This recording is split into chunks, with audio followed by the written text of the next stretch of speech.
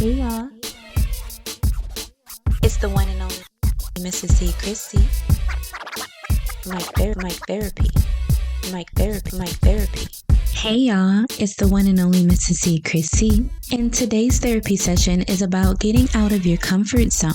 So what I know about me, I can be a private person.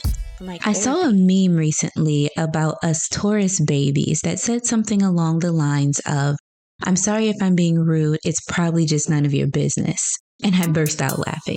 That's me. I promise I don't mean to come across that way, but I know I do. The only job I've ever gone out for and I really wanted and didn't get was because between me and the other candidate, the feedback was I wasn't open enough. Whatever that means. But let me stop playing. I know exactly what it meant. Just like my last episode, I talked about biting my tongue and trying to find the perfect thing to say. I'm calculating. Very rarely do I just blurt out something, unless it involves tequila. A shot or two and you will know my thoughts, whether you want to or not. But seriously, I am very calculating in what I say. Honestly, I don't know if I've ever sat down long enough to really think about why I am the way I am. Meditation. I need to meditate. We got to talk about that soon. But not right now. Back to comfort zone. It could be attributed to a lot of things. Me being a Taurus, the sign. My birthday's in April.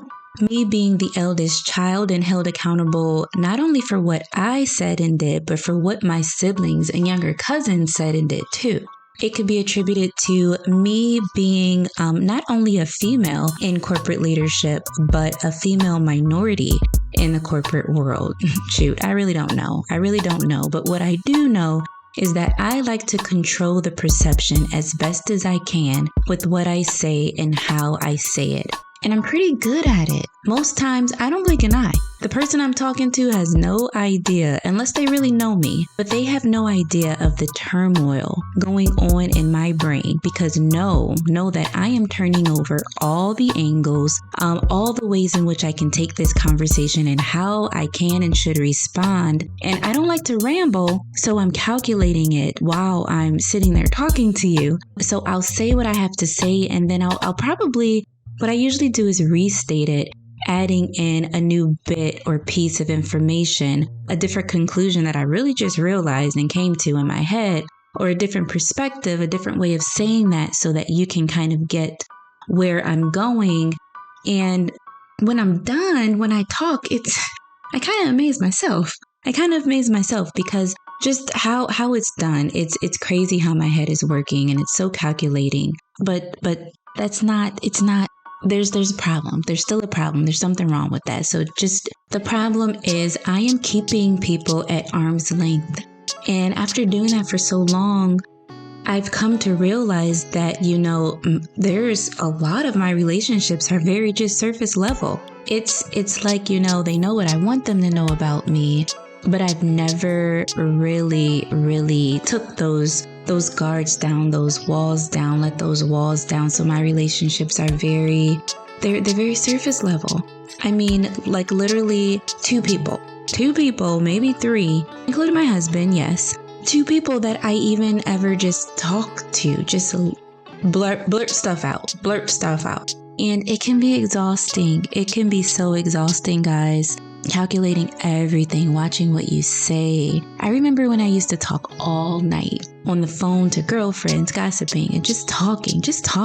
It was before I realized that words had so much power and people don't always get what you're saying and how you're trying to say it. So you have to be careful about what you say. And while that's good, that is great that, keeping that perspective and knowing that, your words can be twisted and all of that stuff, just having to do that all the time, not letting anyone in where you can get comfortable with and just have a talk with. It's created a nice little comfortable box. But as I'm talking, it's kind of uncomfortable, right? I'm comfortable in knowing that, I at least perceivably, I have control over what I'm saying and what people are thinking, but just, not letting anyone in. How many meaningful connections and relationships have I shut out because I never let my guards down long enough for someone to really get to know me? How many of those have I stop in their tracks? How many of those have I shut down before they even got the chance to materialize into something else? So just realizing that maybe things are exactly the way they should be. Maybe. But maybe I can bend a little more too.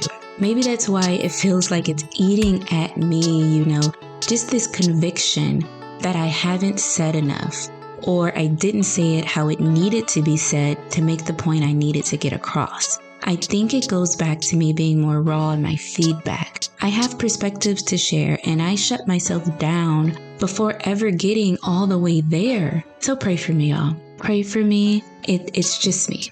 It's just me. That felt good to talk through. That really did feel good to talk through. Short and sweet. Mic therapy it's not all about answers. I don't know. Sorry. I don't know if you guys will get a lot of answers, but there is therapy in just vocalizing and admitting to where your opportunities are. So I'm going to leave it there. Like, comment, subscribe, and catch me next time. Peace. Mic therapy.